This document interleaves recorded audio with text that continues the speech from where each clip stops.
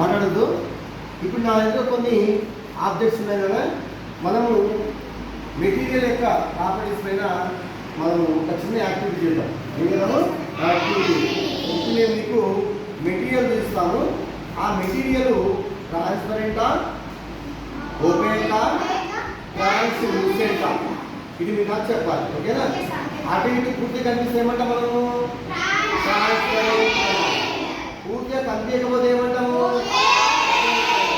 లైట్గా కనిపిస్తే ఏమంటాము?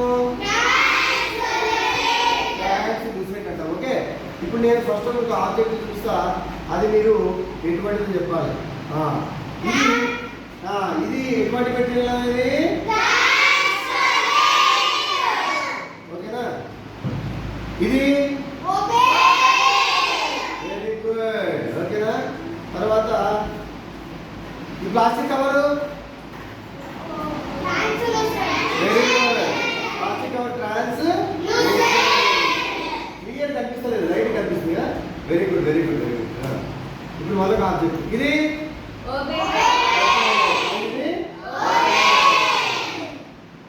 ఇది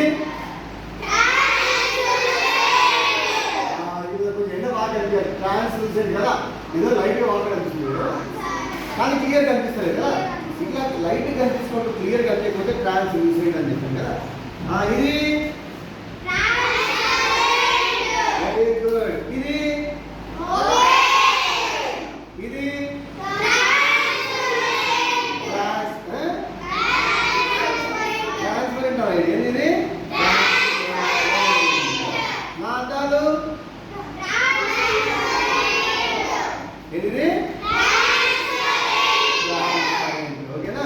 ఆ విధంగా మనకి ట్రాన్స్పరెంట్, ఒపేక్ అండ్ ట్రాన్స్లూసెంట్ అని మనం గుర్తుపెట్టుకోవాలి. ఓకే, గుర్తుపడతారు ఇప్పుడు?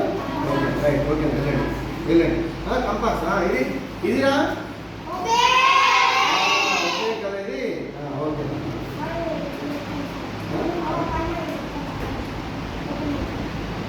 దీంట్లో మనకి అన్ని ఒకే ఉంది. ఇది చూడండి, అది చూస్తే మీరు ఇది ఒకటి, ఇది మీకు ఎలా కనిపిస్తుంది చూడండి. ఇది లైట్ కనిపిస్తుంది కదా, ఇది ఏమవుతున్నాము? ట్రాన్స్లూసెంట్. ఇది ట్రాన్స్